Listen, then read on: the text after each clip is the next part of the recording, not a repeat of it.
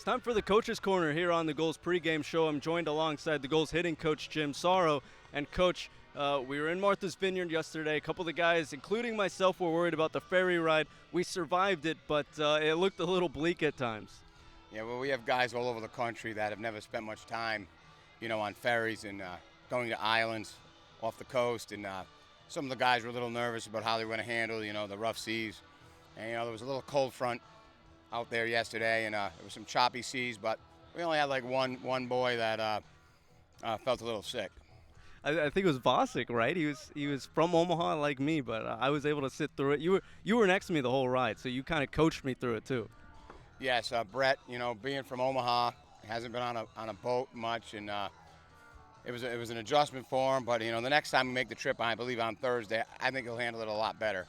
Well, only time will tell. Now, you have this bat with you, and you're gonna have a teaching moment. Some of the fans may not know. Looking at the handle, I believe it's a axe handle bat.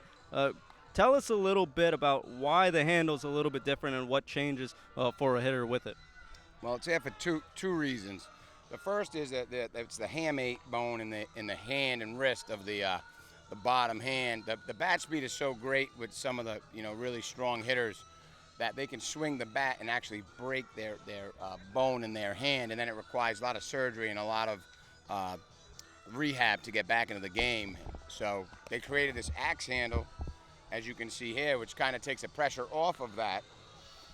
And then for young kids, I like it because it really gets the knuckles, it gets those finger knocker knuckles really lined up, and it gets the bat out of the palm of the hand, and so you can really have bat speed. It adds about 3 to 4 miles per hour. We've measured it with a tool called the ZEP, and the axe handle actually adds bat speed to the swing, so it's effective for those things. Protection of the bones in the bottom hand and for bat speed. Mookie Betts is using it.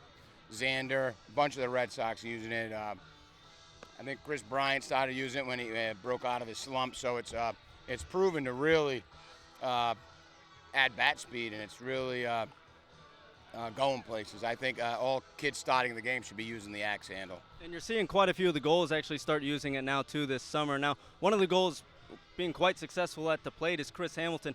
Talk to a little bit just about his impact on the team so far this year.